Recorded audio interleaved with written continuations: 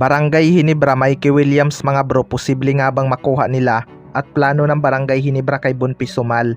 Yan mga bro, pagkatapos mong ilike ang ating video, mag-subscribe na rin kung bago ka pa lang sa ating channel at i-click ang notification bell para lagi kang updated sa ating mga sports balita.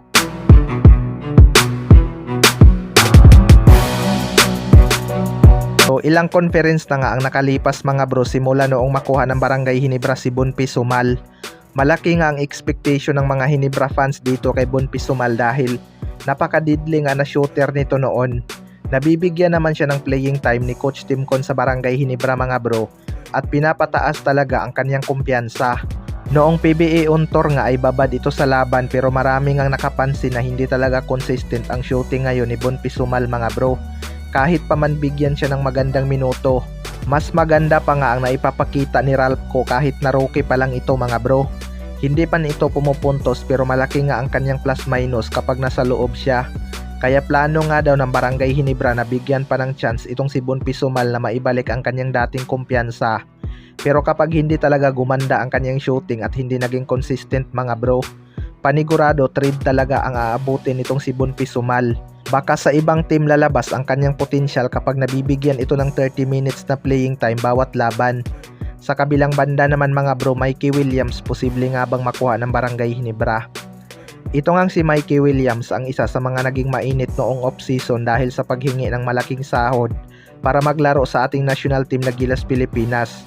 Kasunod nga nun mga bro ay humihingi din ito ng malaking sahod sa kanyang mother team na TNT Tropang Giga. Pero hindi nga nagkasundo ang dalawang panig kaya hindi ito naglaro noong AASL para sa TNT Tropang Giga. Napuno na din siguro itong TNT mga bro kaya tinerminate na nila ang kontrata ni Mikey Williams.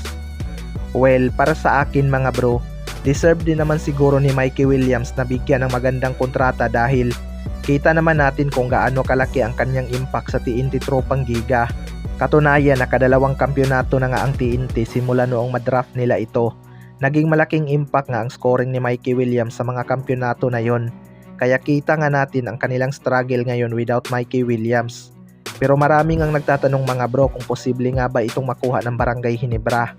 Ang sagot nga dyan ay posible.